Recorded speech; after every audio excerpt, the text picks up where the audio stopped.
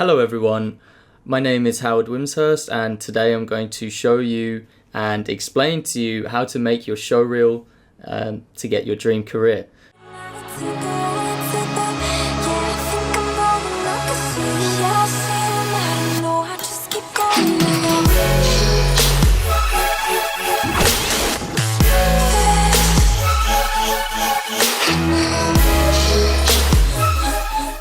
Essentially what a showreel is it's just a collection of some of your best work. Let's talk about why create a showreel in the first place. So I can think of a few reasons. It's a powerful tool to market yourself and position yourself in the industry. It's the key to employability if you're looking to get a studio placement or to find clients if you're a freelancer.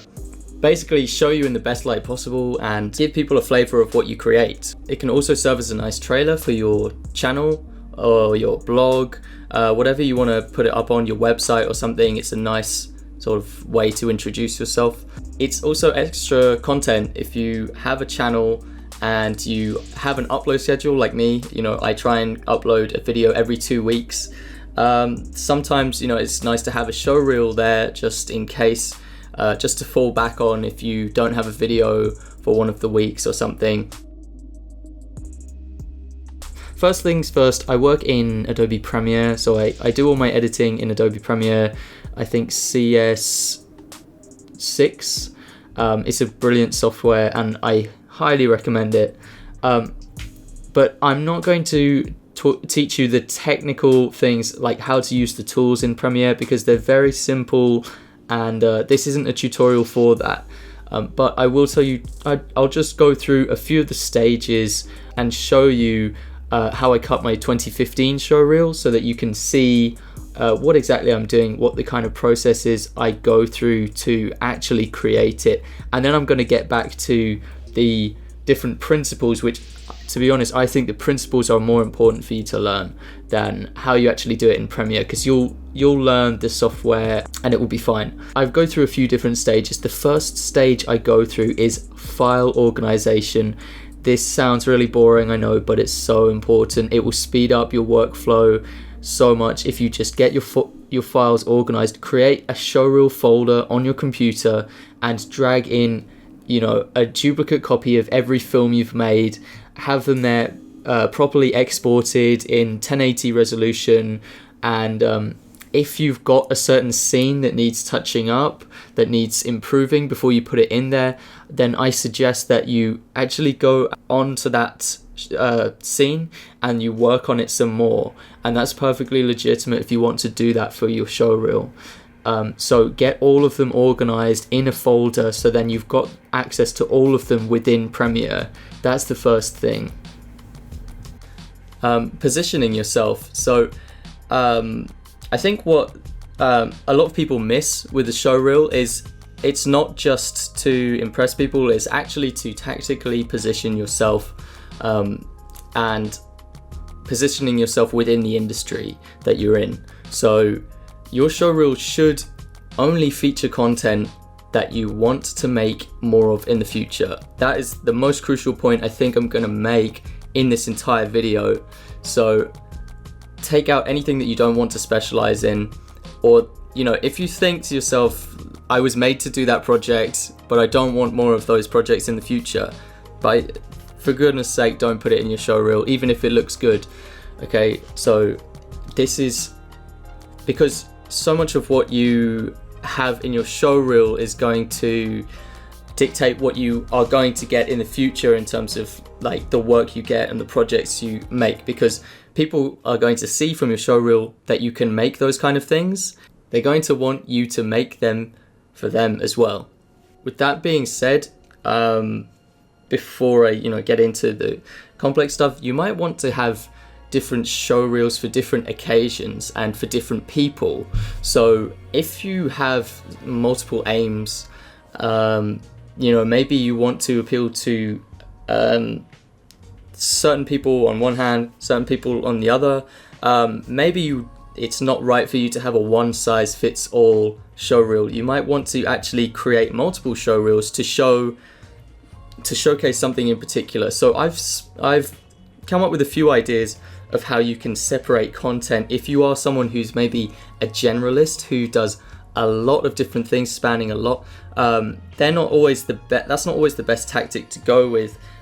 Sometimes it's better to actually make something specific that goes really deep into an area of expertise instead of just something that's keeps itself very general. For example, you might want to have a showreel full of completely finished rendered animations, and then all work in progress animations, where it's all of your bits and bobs where it's just the line art or something.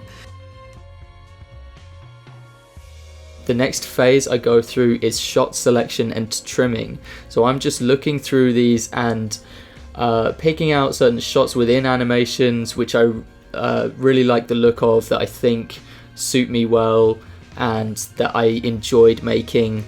But of course, a big thing is that it has good quality, good inherent quality. You might want to get other people's feedback for this. I didn't bother. I felt like I knew my content enough to know.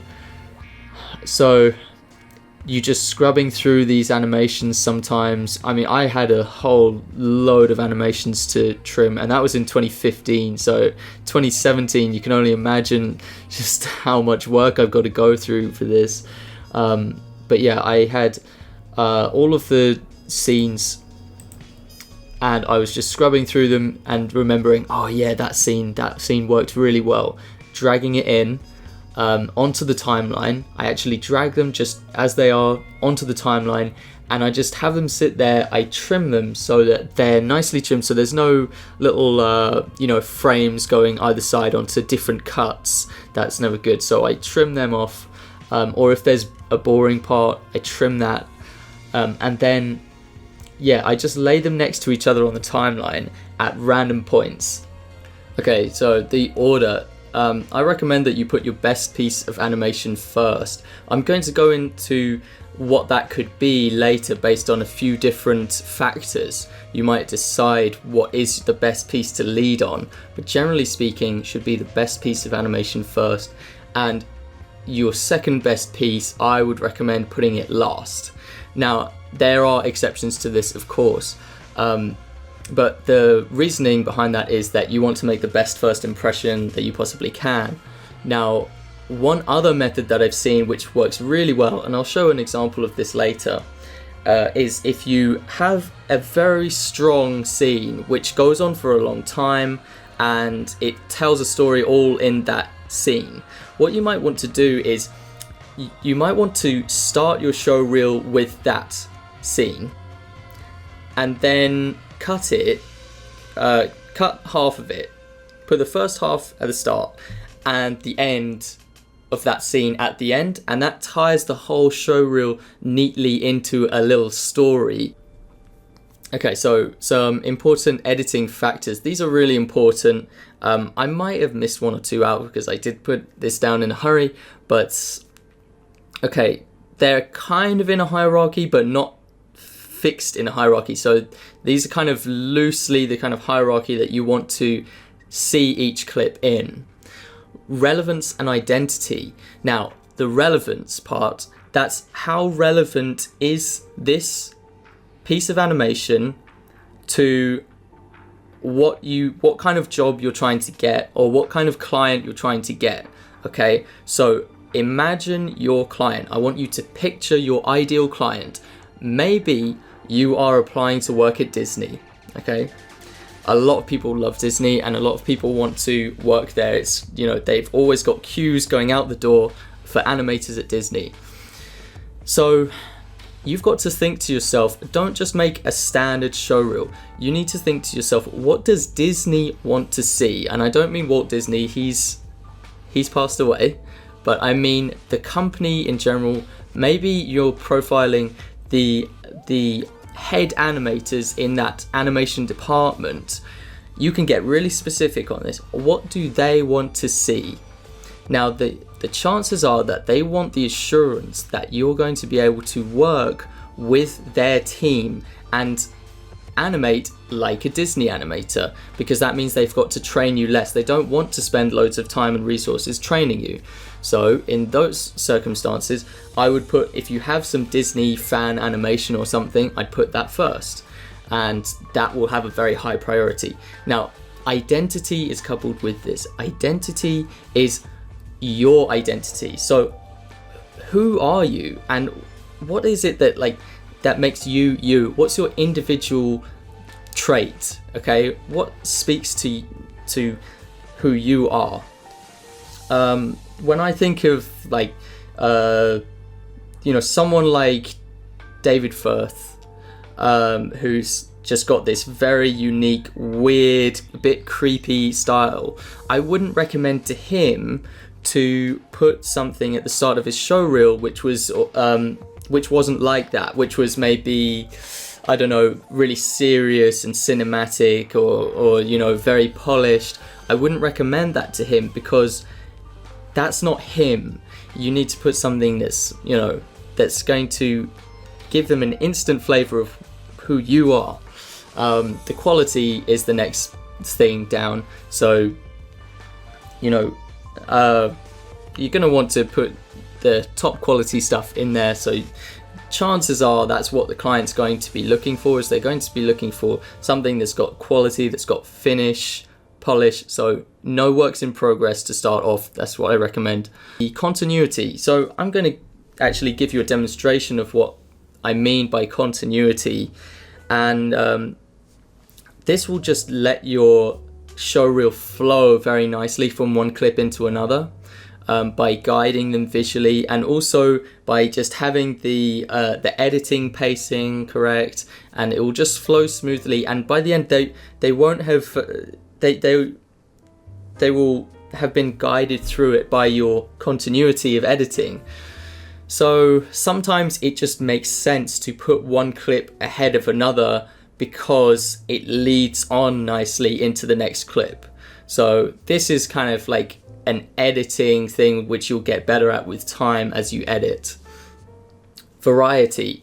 Like I said before, you don't need to put in the same thing again and again. If there have been examples in the past where you've kind of made something that's very similar from something else, just put it in the once, okay? So make sure you keep that variety quite big. Now, having said that, you can have a lot of variety within a very small niche area subject. So if you do effects animation, that's a very small niche, but there's tons of variety within effects animation. So you can do, fire, water, don't do fire, don't have all fire animations. The audience experience is the other one. So I kind of got into this a little bit before, but I think you should see your showreel as a short film of sorts. So you want to actually craft an experience for the person watching, make it entertaining to them, and give them some kind of emotion. The chances are the only emotion they're going to feel is they're going to be impressed. Okay, but try to create a mood with it, try not to take them out of the mood. Maybe you have a mixture of comedy and cinematic serious stuff, okay? What I'd recommend is I wouldn't recommend intersplicing the two. I recommend it going from funny to serious, or going from serious to funny, a smooth transition of the experiences you're going to give the viewer. And last one is demonstration of technical ability. So you might want to show that you have versatile technical ability, or that just something very difficult that most people find difficult. If you're good at it, you're going to want to show that off to them. So if you're really good at rendering with nice colors, and if you're really good at rendering light and shadow and things, don't hide that from them. Make sure they can clearly see that that's something you're good at. Impress them with it. Okay, so once we've done that, we've got loads of clips on the timeline. They're all on one layer. I keep it to minimum layers, by the way. So once we've got that, then you add the music layer. And then you're going to start really quickly noticing what works, what doesn't work, and what things need to move around. You're going to notice things like you're going to notice the rhythm of the beat, and you're going to start to naturally want things to match up to that. You're not going to want things to fall late or early on the beat. Ideally, your cuts are going to just fit nicely into those little 8-bar beats. So there's this process after adding the music where you just arrange the different clips. You swap the orders, you trim them a little bit more, you fiddle around with them. Maybe you adjust the speed of some of them. There's a great tool in Premiere. I think it's called the rate stretch tool. It's amazing for just getting things to fit by adjusting the speed a little bit. And then it's just a process of scrub and repeat. So you scrub through the timeline, or you just play through the timeline, listen to it, get the feel of it, repeat it. And then every now and then you might want to go away from the computer, come back, watch it again, see which parts didn't quite work, see which parts did work. And then it's just a process of repeating that again and again. Let's see. Music. This is a hotly debated topic. I personally fall on the side of playing music in your showreel. I definitely recommend that you have music playing, and it's an opportunity, again, like with the music and the sound in here. I definitely don't recommend, like some hardcore animators, they say don't put any music in. I can understand that, I can relate to it, but it's an opportunity, again, for you to express your creative personality through the music. So choose a piece that's like you, okay? And if they don't like it, then they don't like it. They don't like you, okay? But make sure it's like not something that's very polarizing. So I think something like 80s music would be very dangerous to have as your showreel, because I don't know about you, but I'm not a big fan of 80s music in general. So, and I know a lot of people aren't, and it's very cheesy. And so I really recommend not putting in something like that. I recommend something that doesn't have lyrics as well, not something that's not too aggressive usually. So stay away from, like stuff that's too fast paced, something that's been known to polarize audiences. So maybe not Slipknot or anything like that. So play something, it doesn't have to be light-hearted, but it's not going to impose too much identity onto your piece, because you want your animations to speak for themselves. But another reason why you would want music is because it kind of ties everything together that you've made with a sort of universal feel, and I think that's quite important. It adds to the experience of your showreel. People, if you look into sort of neuroscience, music has the potential to heighten emotions. So you want to make use of that. You want your showreel to be an emotional experience. Just like any other film that you make, you want it to be an emotional experience. So music is a great way to do that. Of course, you want your showreel to be enjoyable. You want good associations with your showreel, okay? So when people see it, they form these good associations in their head. It will make you a lot more employable. It will make, if you've got a client, it will make your client want to work with you more than anyone else. So it's worth doing. No lyrics is a much safer option, or if you do have lyrics, make sure they're quite neutral, I guess, or make sure they're just sort of go into the background. This isn't necessarily true. You can have lyrics, but they're just a bit more risky. Yeah, for character animators, if you've got dialogue scenes, make sure that the music volume is lowered and that you're playing the sound of the person talking so that they can see your abilities to match up the sound with the character animation. Then the next stage I do, the two other stages that I do just to finish this off, is to color adjust certain scenes. So on certain scenes it's appropriate to just bump up the colors a little bit. Maybe you want to increase contrast, maybe increase exposure or something.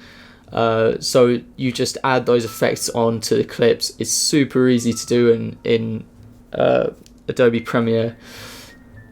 And then also adding the titles. I think you should try and be creative with your titles. Get a nice font which says a lot about you.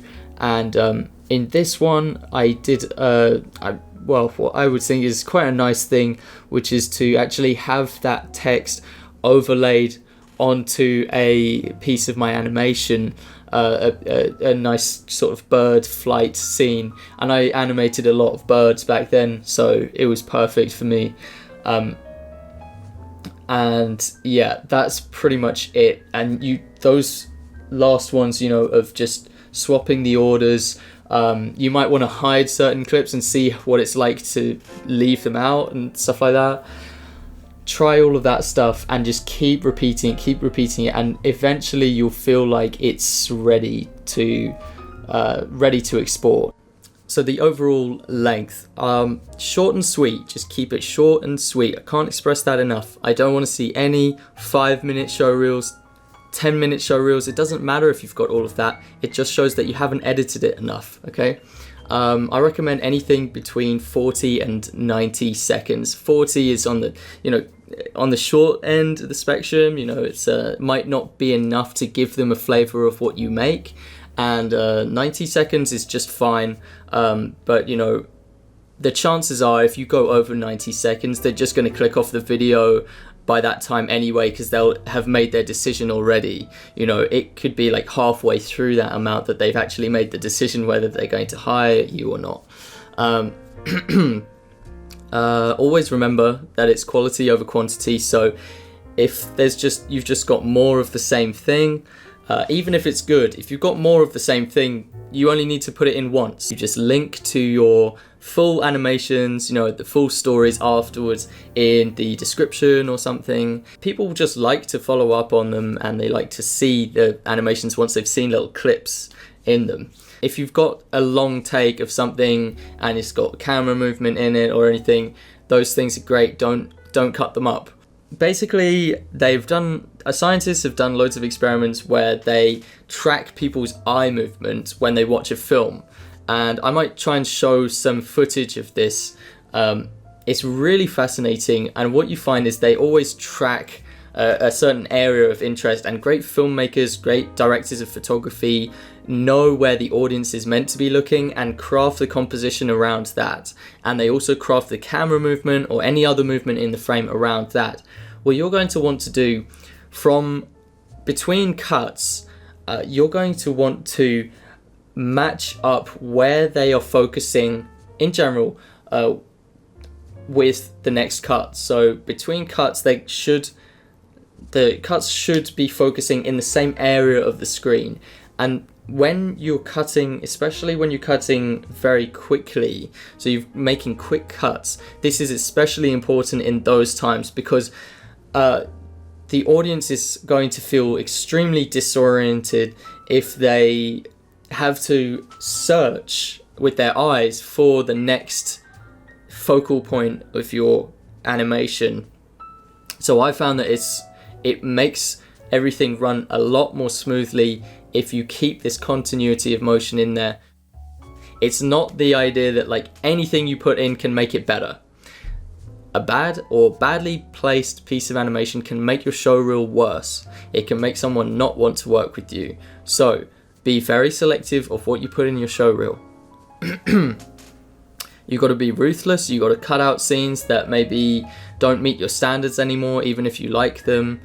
And that's just something that comes with being an editor. Editors are the most ruthless people ever, because they can just cut away at like pure gold, like scenes that are amazing. They will just take them out without hesitation, and it's heartbreaking, but it's for the best.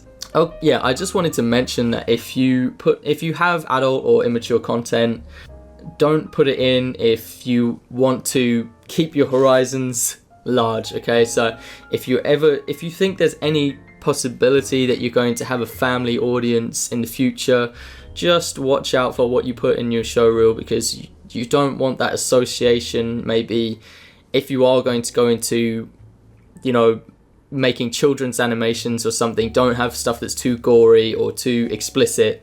Okay, what to do with your showreel? This is actually something that a lot of people don't consider. So once you've made your showreel, there's certain things you should do with it. So if you've got a website, I recommend having a website, by the way. Even if you're in the industry, even if you are set with a great job, you've got a nice career ahead of you, you're in a nice studio, still keep a website. You are going to be thankful for it in the future. And put your showreel on the website. I recommend just putting it front and center, right bang on the front page, where people can't miss it. It's the first thing they click on. You know, you got to think, how many clicks does it take for someone to play your showreel? You want it to be in as few clicks as possible. So ideally, just one click. One thing that I do is, if I have conversations with potential clients, I normally link my portfolio in the end, just where I sign off. I also link to my portfolio, and of course my portfolio has my showreel on it. So even if there's someone who might already be familiar with your work, you might just want to do this anyway. You might want to sign your name off with that, especially if you're on a forum, by the way. If you're ever posting on a forum, make sure you sign off with these links, because then anyone who's passing by can just look at them, and it's great networking. So how often should you update your showreel? Ideally, you should update your showreel every time you make a new film. But this is rarely the case because of the time and effort it takes to cut a new showreel. Realistically, you're probably not going to do that every time you make a new animation. Recutting a showreel is just a lot of effort.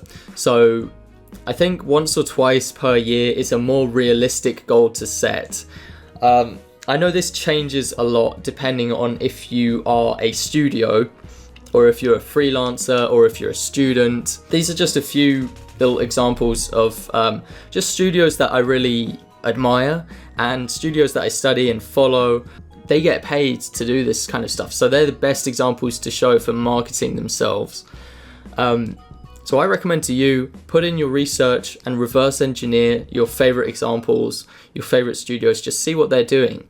You don't have to stick to it 100%. In fact, it might be good to sometimes deviate off and make your own kind of thing. You might stand out for that, but at least be aware of what other people are doing when it comes to making showreels and portfolios. Okay, I just wanted to show you this example of Kyoto Animation, one of their little trailers that they've cut together. It's not necessarily a showreel, but I wanted to show you it just as an example of something where it's just oozing with quality. And everything meets that really high standard. Everything's rendered well. I mean, this is a big studio, a very prestigious studio, but still, it's a great thing to aim for. It's a great standard to aim for, nonetheless.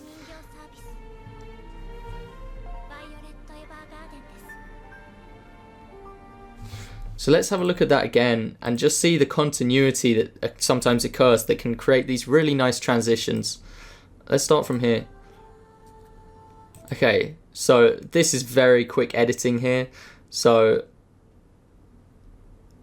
this bit, not so much, but watch. Okay, we got the feet, the hands, and the head. So we go up.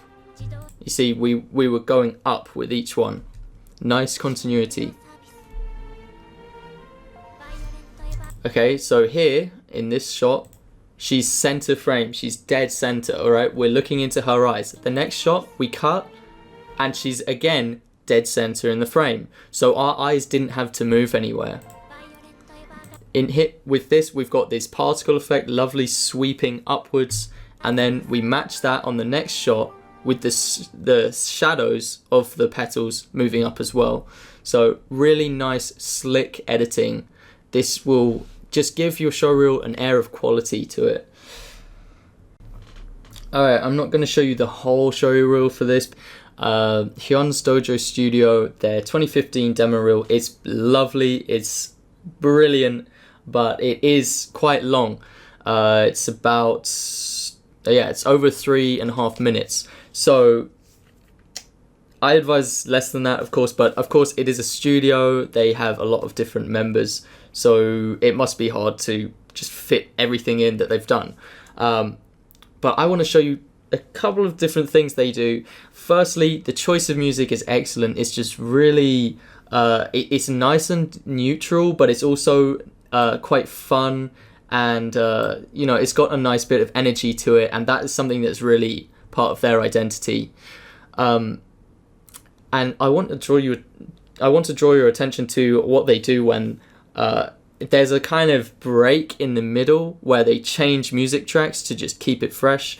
And with a large showreel like this, I think that was a really good move for them to do.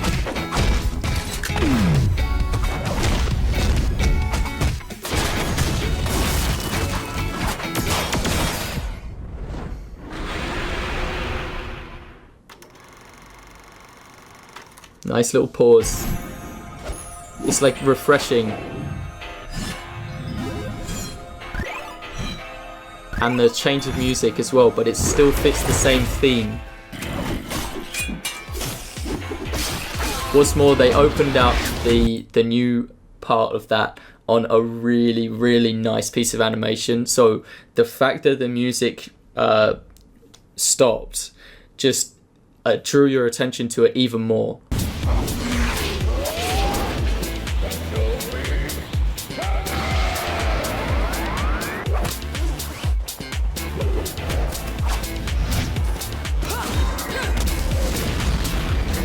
Okay, so now in this part, this is quite funny, I guess. I found it quite funny, and I thought it was a smart idea.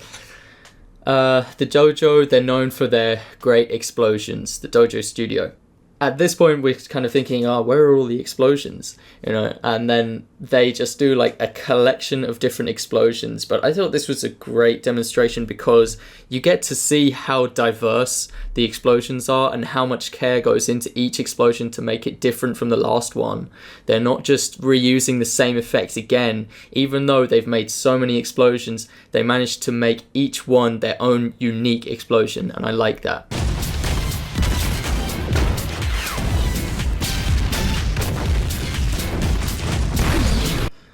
Lastly, I recommend that you leave your contact info on the video itself. So I think you should put up a card or something and make it super simple to follow. Don't make it too complex. I recommend just putting your email address there and your website. And your website could also be your blog. And you can put that, if you want to make sure that they've seen it, you can even put that at the start of the video as well as at the end. Or maybe you want to just put your logo at the start of the video and then put your contact info at the end as well. I also have a contact page on my website just to make sure that even if they just got the website name down, they can still find a way to contact me just with that information as well. Make sure you check out animatorguild.com. I provide a lot of value over there. I give different source files, there's a forum, and if you want to have one-on-one tuition with me, I give individual workshops to students. So if that is making a showreel or if it's a piece of animation you've been working on, I can give you individual unique lessons based on whatever it is you need to learn. Maybe that's learning the interface of Adobe Flash or something, or maybe it is seeing what is the best thing for your showreel. I can provide that. Just go over to animatorguild.com and check out everything that there is to offer on there. If you haven't already, please subscribe to the channel. And I've also been told that the notifications icon, if you click on the subscribe button down below, there will also be a little bell icon. If you click that, it means that you get notified whenever I make another video. But if you don't want to do that, typically I will upload every other Friday. Every other Saturday I will typically upload a video. So yeah, you don't have to, but if you want to be notified, that would be cool as well. Alright, I'll see you in the next video. Goodbye.